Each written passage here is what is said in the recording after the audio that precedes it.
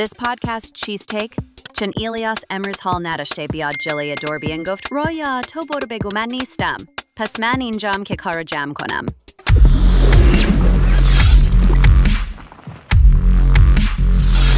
امروز قراره درباره یکی از جذاب‌ترین پروژه‌های هوش مصنوعی صحبت کنیم.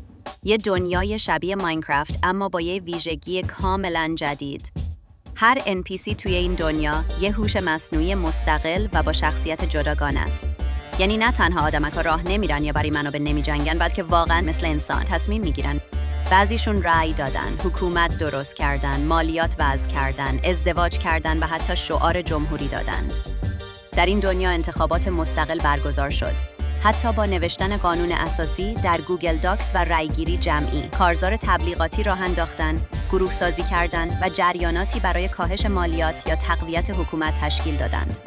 مردم این دنیا هر کاری میکنن. یه دین نوظهور به نام پاستافاریانیسم یا معبد هیولای رشته پرنده شکل گرفت.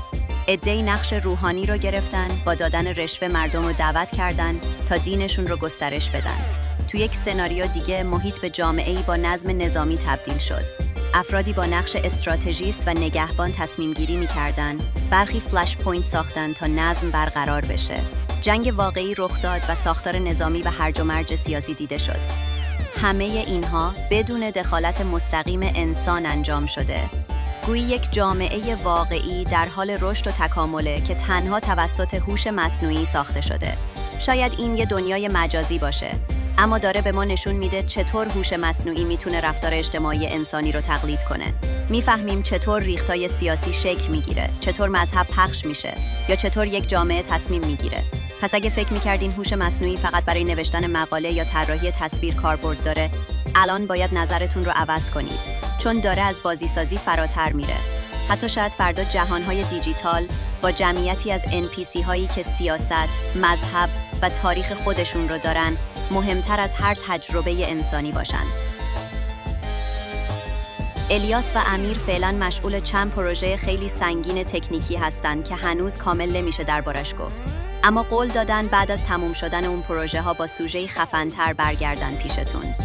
تا اون موقع اگه این قسمت و نحوه روایت با صدای من، رویا، مورد توجهتون بود، احتمال داره شات بزنم و یه روز پرزنتیشن رسمی تری هم براتون آماده کنم.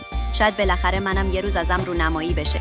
پس شما چیز تک رو دنبال کنین، چون همیشه یه چیز جدید تو راهه. من رویا بودم. خداحافظ تا قسمت بعدی.